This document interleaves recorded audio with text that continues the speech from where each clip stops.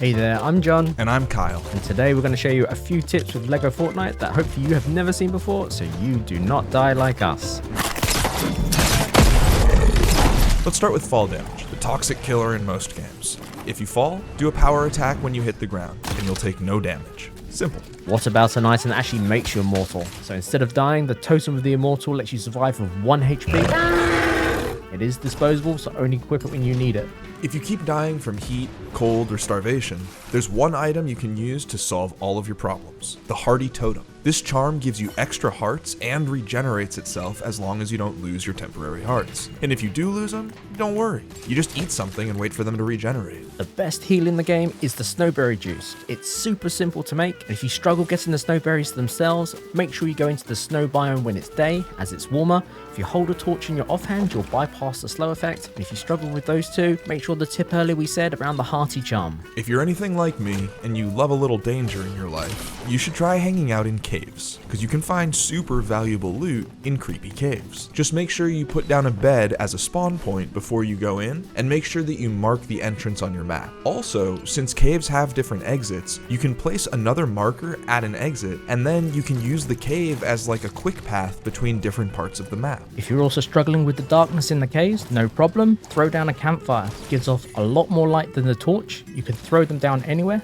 doesn't take much wood, and it doesn't take long at all before you have the whole cave lit and you can see from the campfires behind you where you've been and where you need to go. If you have a placed piece that you need to tear down, don't use your tools. It'll reduce their durability.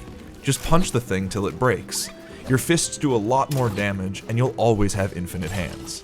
If you are struggling to get heavy wool, have your villagers assigned to create textiles and you'll get them very quickly and very often. Put your villagers to work. They're your greatest resource. And if you dedicate them to gathering and refining, they'll save you an insane amount of time. Gardening in this game is amazing. We have used the snowberries and the tips here before, and if you do run out of them or any plant in the area, put down a garden plot and plant the snowberry seed.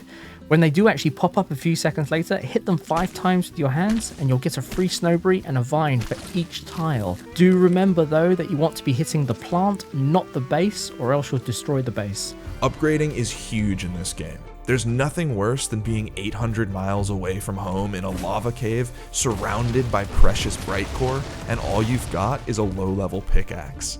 So remember to always upgrade your pickaxes, shovels, axes, even your village and weapons. Get it all upgraded. It'll make a world of difference. So next we're going to be talking about speed, and this comes in the form of the glider. So don't forget about the glider. You get it after you build the loom station and it becomes available to craft from your inventory. It's very well worth doing. It is a game changer. It's very fast. It allows you to fly from places very high up. Just keep an eye on your stamina bar as you're gliding around. If it does run out, remember to use the power attack falling tip.